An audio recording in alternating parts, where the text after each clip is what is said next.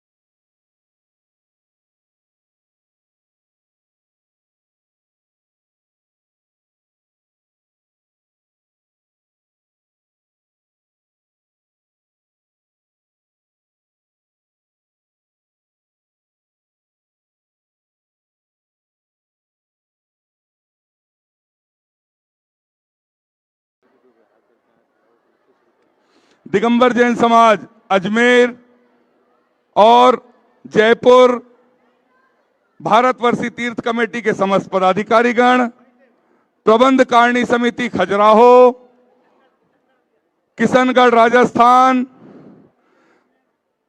दिगंबर जैन समाज धमतरी, दिगंबर जैन समाज नंदुरबार, हमने दिगंबर जैन समाज बिलासपुर, सभी अपने स्थान और प्रतिभा मंडल की दीदियां अपने स्थान से खड़े होकर नमोस्तु निवेदित कर ले। समस्त ब्रह्मचारिणी दीदियां अपने स्थान से नमोस्तु निवेदित कर लें। हाँ, मैंने संक्षेप में बात की और इस लंबे बिहार के बाद माइक लगाए ऊपर, माइक लगाओ ऊपर, बाद में कर बात। जिन महानुभावों ने, जिन ब्रह्मचारी भैया ने, समाज के श्रावक श्रेष्ठी लोगों ने बिहार में सहयोग दिया, उनके सम्मान में जोरदार तालियां बजा दीजिए। वे संयुक्त रूप से आ जाएं संघ के बिहार में और आप आए आचार्य भगवान के सत्संग श्री चरणों में श्रीफल अर्पित कर आशीर्वाद प्राप्त करने का सौभाग्य प्राप्त करें और हम सभी आचार्य भगवान के सत्संग चरणों तक चलते हैं। हाँ, और 12 वर्ष बाद आचार्य भगवान के सत्संग का यहाँ पर चरण पड़े हैं और सभी का सम्मान हम प्रवचन के बाद करेंगे। हम सभी अपने हाथों को जोड़ लें और आचार्य भगवान के सत्संग श्री चरणों तक चलते हैं। पूज्य निर्यापक समण समय सागर जी महाराज के चरणों में निवेदन करते हैं कि हे निर्यापक परमेष्ठी, अपनी अमृतमयी वाणी से हमें कृतार्थ करने की अनुकंपा करें। हे भगवान नमोस्तु नमोस्तु नमोस्तु।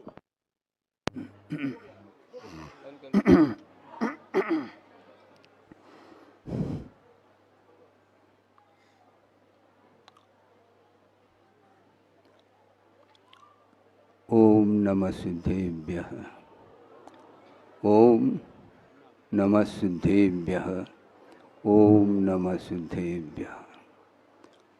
अहिंसा परमो धर्म के महावीर भगवान की, चंद्रप्रभ भगवान की, प्रातः स्मरणीय परम पूजाचार्य गुरुवर श्री विद्यासागर जी मणि महाराज की जय।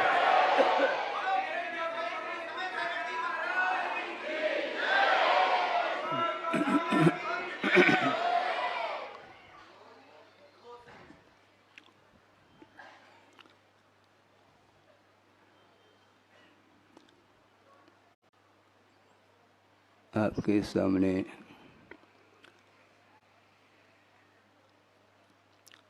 उद्गार व्यक्त करने के लिए बहुत सारे भाव हैं, विचार हैं, किंतु उन सभी भावों को, उन सभी विचारों को शब्द रूप देना संभव नहीं हो सकता। और यह 4-5 दिन हो गए हैं जो वातावरण निर्मित हुआ है, उस वातावरण को परिवर्तित करना असंभव सा लग रहा है। सिद्धांत की दृष्टि से देखते हैं, संसार में संसारी प्राणी प्रतिपल आत्म तत्व को भूल करके अन्यान्य वस्तुओं को लेकर के हर्ष और विषाद का अनुभव करता है, इसमें कोई संदेह नहीं। किंतु वह राग और द्वेष संसार के लिए कारण माना जाता है।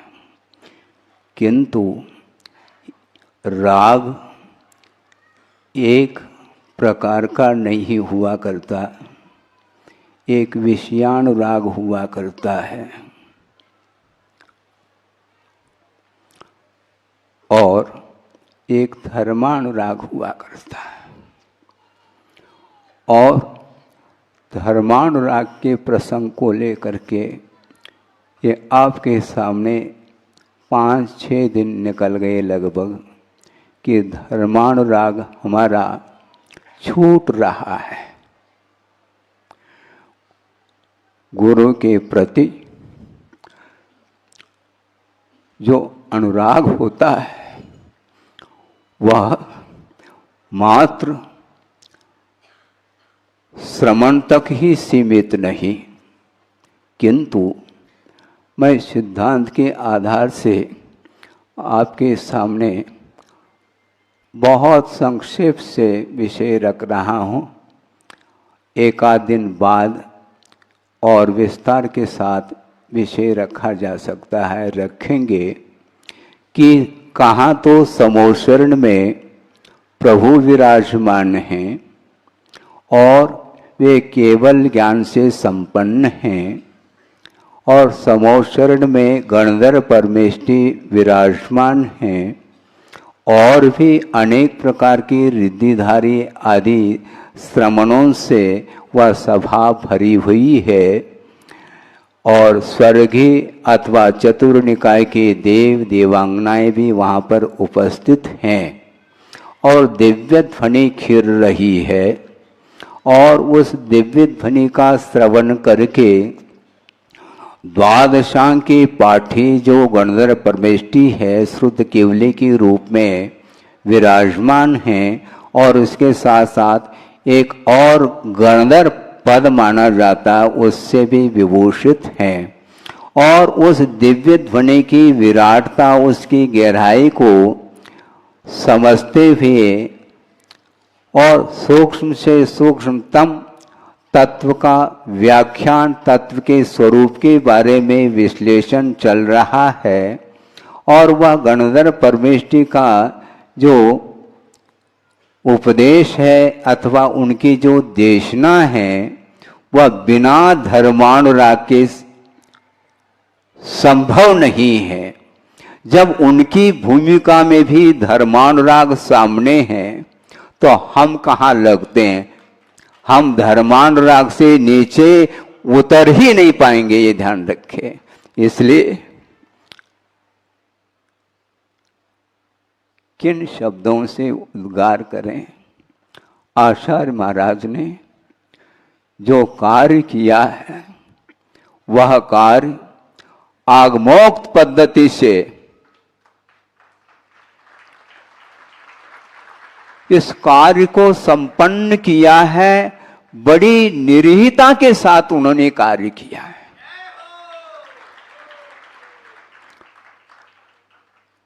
पचास 55 साल तक उन्होंने दीर्घकालीन आत्म साधना करते हुए मात्र भारतवर्ष के लिए नहीं, समूचे विश्व के लिए वस्तु तत्व का जो प्रकाश दिया है वह प्रकाश न भूतो न भविष्यति।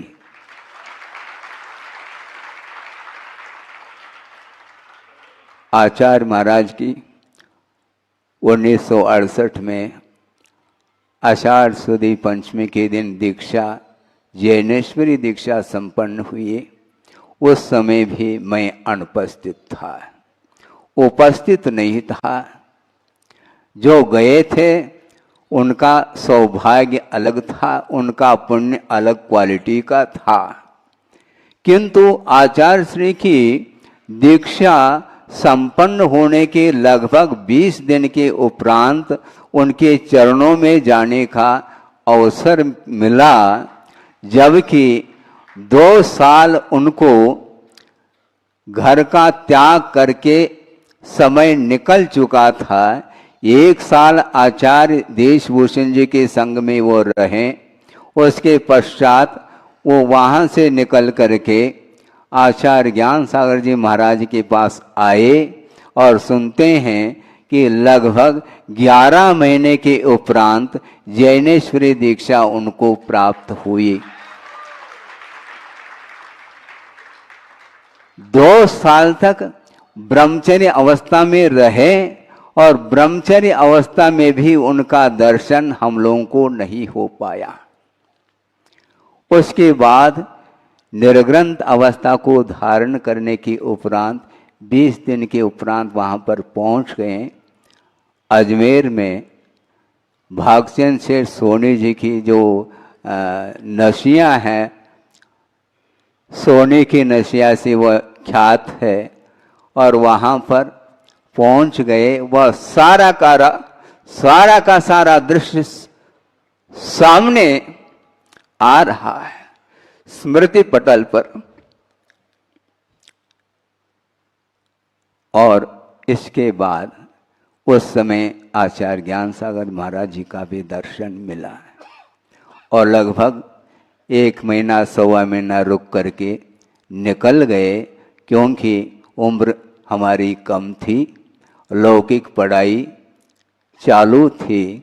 उसके उपरांत दूसरे साल सन 69 में पुनः आना हुआ, अजमेर में ही आना हुआ। किंतु एक दूसरी कॉलोनी है केसरगंज, वहाँ पर आचार्य महाराज का चातुर्मास संपन्न हो रहा था। वहाँ पर भी आचार्य ज्ञान सागर जी का दर्शन हमें प्राप्त हुआ और आचार्य श्री का भी हुआ। उस समय मुनि अवस्था में आचार्य महाराज थे, किसी ने भी दर्शन नहीं किया होगा। आचार्य बनने के उपरांत तो आप लोगों ने दर्शन किए, किंतु मुनि अवस्था में भी हमें वह अवसर प्राप्त हुआ। उसके बाद कहने की कोई आवश्यकता नहीं है। 50-55 साल कैसे उन्होंने इस लंबे समय को कैसे व्यतीत किया है, क्योंकि गुरुदेव का कई बार प्रसंग के अनुरूप कहना रहा संघ के लिए, देखो आप लोगों का भी पुण्य है और मेरा भी पुण्य देखो। आचार्य ज्ञान सागर जी के सानिध्य में कितना समय व्यतीत मैंने किया, मुश्किल से 5 साल, जिसमें कि 1 साल ब्रह्मचर्य अवस्था में और 1 साल संलेखना के काल में, और बीच में 3 साल मिले, जिसमें आचार्य ज्ञान सागर महाराज जी ने जो पढ़ाया, उन्होंने क्या पढ़ाया और मैंने क्या समझा, ये मैं ही जानता हूँ। और आप लोग 40-40 साल, 45-45 साल सानिध्य पाने के उपरांत भी आप लोगों को विकल्प होता है, ये ठीक नहीं है। इस प्रकार उनका बार बार हम लोगों के लिए संबोधन मिलता था। किंतु उनके जो 3 साल अथवा 5 साल भी वो 500 साल से भी अधिक है, ये ध्यान रखे। और हम लोगों के लिए जो सानिध्य मिला है और 40-45 वर्ष मिलने के उपरांत भी लगता नहीं कि हम इतने दीर्घ काल गुरुदेव के चरणों में रहे, क्योंकि अपना अपना उपादान हुआ करता है। इसलिए हम ज़्यादा नहीं कहना चाहते हैं। 5-6 दिन के पूर्व में जो यह आपके सामने सुनने को और देखने को मिला, और मैं इस प्रसंग को थोड़ा सा और बढ़ा करके इस विषय को पूर्ण कर लूँ। सन 1914 में ग्रीष्म काल आचार्य महाराज का संपन्न हुआ नेमावर सिद्ध क्षेत्र में, और उसके उपरांत विहार करते करते आप ध्यान दें, वो विहार करते करते करते विदिशा पहुंचे पूरे संघ के साथ, और वर्षायोग संपन्न होने के उपरांत, अभी भी मुझे तारीख याद है, शायद भूल भी सकता हूं, 17 नवंबर 2014, 1914 नहीं 2014, इसलिए बीच बीच में आप लोग याद दिलाएं तो ज्यादा अच्छा, क्योंकि दिमाग काम नहीं कर रहा है। 1914 नहीं, 2014 में ग्रीष्म काल में नेमावर में उन काल व्यतीत करके विदिशा की ओर विहार करके वहां पर वर्षा योग संपन्न किया, और उस वर्षा योग के संपन्न होने के उपरांत 17 नवंबर 2014 को हमारे लिए आदेश मिला कि आपको थोड़े दिन के लिए, हाँ, और क्या, मैं जो कह रहा हूं कुछ समय के लिए बाहर जा कर के भी अनुभव कर लेना चाहिए, ऐसे कुछ शब्दों के प्रयोग उन्होंने किए थे। और उनके आज्ञा के अनुरूप 2014 निकल करके 2015 में इंदौर में चातुर्मास संपन्न हुआ, 2016 में बागीदोरा में हुआ, 2017 में अशोकनगर, और 2018 में सतना में वर्षा योग संपन्न हुआ। उसी समय आचार्य महाराज सतना से बहुत करीब थे, खजुराहो में वो वर्षा योग संपन्न कर रहे थे, और उनके संघ में योग सागर जी आदि सारे श्रमण संघ वहाँ पर उनके साथ था। और वर्षा योग संपन्न होने के उपरांत मन में भाव आया, आचार्य महाराज पास में हैं, जाने का मन तो था, लेकिन बिना आज्ञा के थोड़ी जा सकते हैं। हम लोगों ने संकेत मंगवाया कि महाराज आपके आज्ञा के अनुरूप वर्षा योग संपन्न हुआ है, अब आगे के लिए हम प्रतीक्षा में हैं आपके संकेत के लिए। तो उन्होंने ये शब्द बोला, मैं जा रहा हूं, पीछे पीछे आ जाना।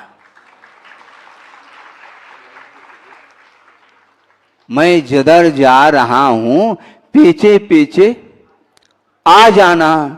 वह इसलिए इस प्रसंग को रखा। उसी प्रकार मैं गंज बासोदा से पीछे पीछे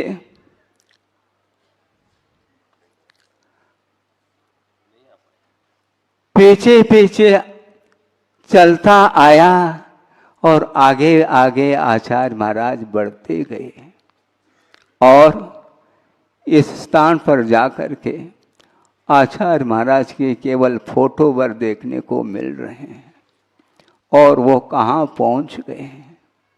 बहुत उच्चतम पर्याय को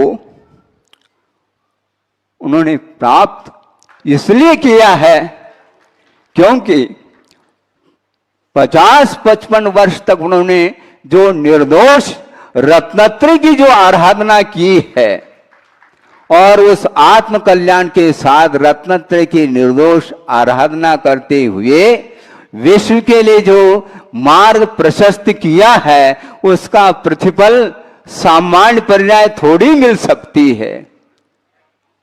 हाँ, इसमें कोई शक नहीं है। जो भी हो वो हमारे लिए परोक्ष है, किंतु उच्चतम पर्याय को निश्चित रूप से उन्होंने प्राप्त कर लिया है।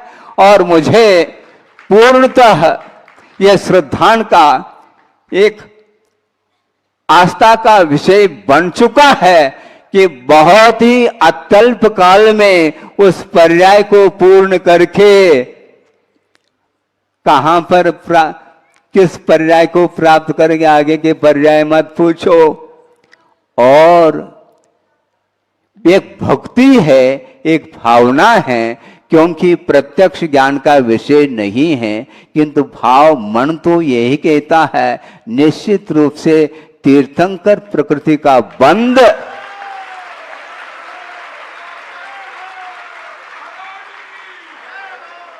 मैं इसलिए कहना चाहता हूं, बड़े साहस के साथ कहना चाहता हूं कि एक यशोधर मुनि महाराज के ऊपर श्रेणिक ने एक महान उपसर किया।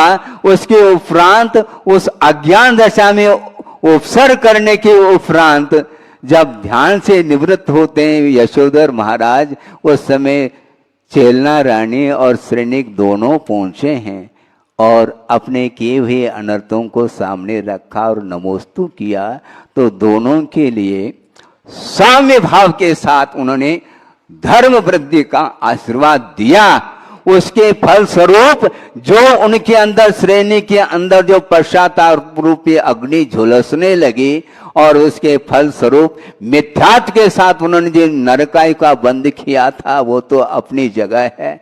इसके उपरांत पवित्र परिणाम होने के फल स्वरूप षोडशकारण भावना के माध्यम से उन्होंने सम्यक दर्शन को भी प्राप्त कर लिया और सम्यक दर्शन को क्षय के रूप में भी परिवर्तित किया और साथ साथ तीर्थंकर के पाद मूल में षोडशकारण भावना के माध्यम से तीर्थंकर प्रकृति के उज्ज्वल परिणाम उनके अंदर हुए। कौन है वो श्रेणिक है, अविरति है, असंयमी है। और कहां तो ये स्थिति है श्रेणिक की, और इधर आचार्य महाराज ने जो 50-55 साल तक जो सच्चे देव गुरु शास्त्र की आराधना करके चतुर्विध संघ का निर्माण करके और समाज के लिए ही नहीं पूरे देश और राष्ट्र के लिए, विश्व के लिए जो अहिंसा का जो स्वरूप है, मोक्ष मार्ग का जो स्वरूप है, उसको प्रदर्शित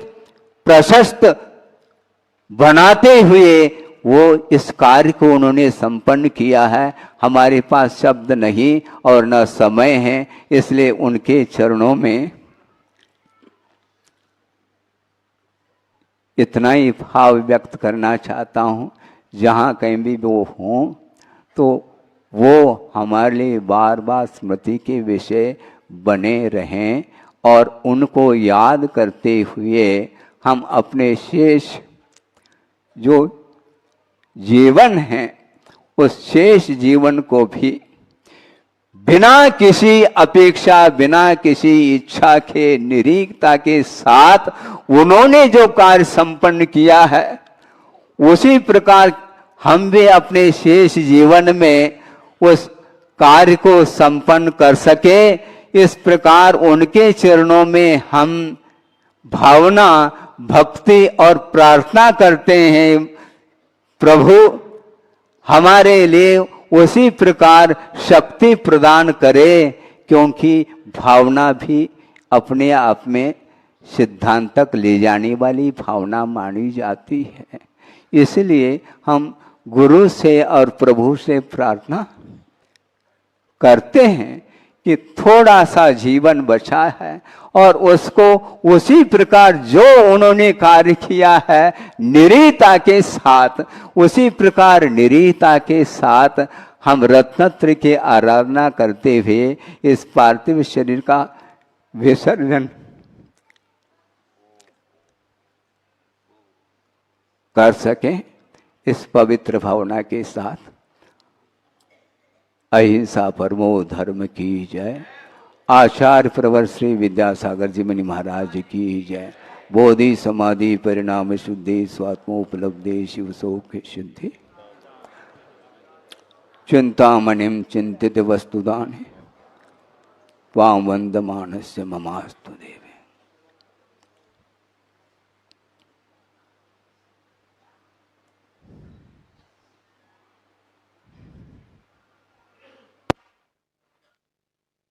ये द्वादशांग जनवाणी माता की जय। सौरभ भैया यहाँ मंच पर आ जाएं।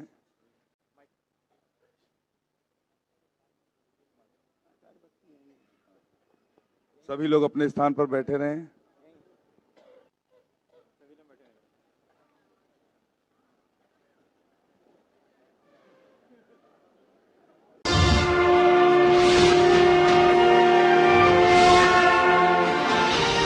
आप देख रहे हैं पारस टीवी चैनल।